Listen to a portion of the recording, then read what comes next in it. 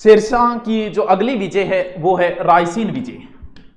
ये इसके जीवन का एक काला दाग है। जैसे अकबर के जीवन, चित्तौड़ का तीसरा शाखा अकबर के जीवन का काला दाग है, उसी प्रकार शेरशाह के जीवन का शेरशाह, इतिहासकारों ने शेरशाह की मुक्त कंठ से प्रशंसा की है, बिल्कुल प्रशंसा के लायक भी है, क्योंकि ये कुछ नहीं होके भारत की बादशाह हासिल की इसने। जैसे एक टेम्पू ड्राइवर का बेटा आईएएस बने तो प्रशंसा के लायक तो बनता है, और कानूनगों ने तो इसे धूल में खिला फूल भी तो कहा है। लेकिन शेरशाह ने जितनी चालाकियां की उतनी शायद किसी मुगल बादशाह ने नहीं की होगी। रोहतासगढ़ के किले में एक हिंदू राजा के यहाँ इसने शरण ली और शरण लेके उन्हीं को बाहर निकाल दिया। इसके बाद में आगे वाली घटना 1544 गिरी सुमेल का युद्ध, उसने चालाकी बरती।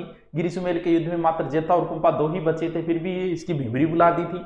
सोचो उस युद्ध में ये चालाकी न बरता तो मालदेव इसकी लीड निकाल देता।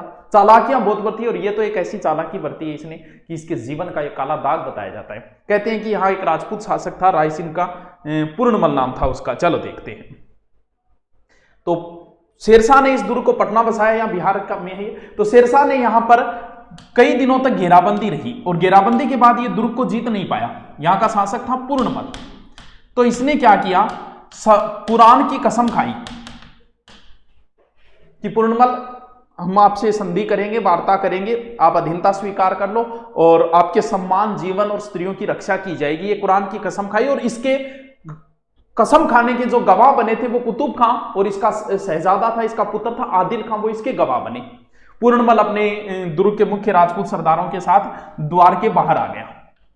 कहते हैं कि यहां पर जो इस क्षेत्र के मुस्लिम वगैरह थे, मुस्लिम परिवार, वो रो रो कर शेरशाह से कहा कि पूर्णमल को सजा दो, और यहाँ के मुल्लाओं ने कहा कि तुम ये शपथ तोड़ दो। शेरशाह को मौका ही चाहिए था।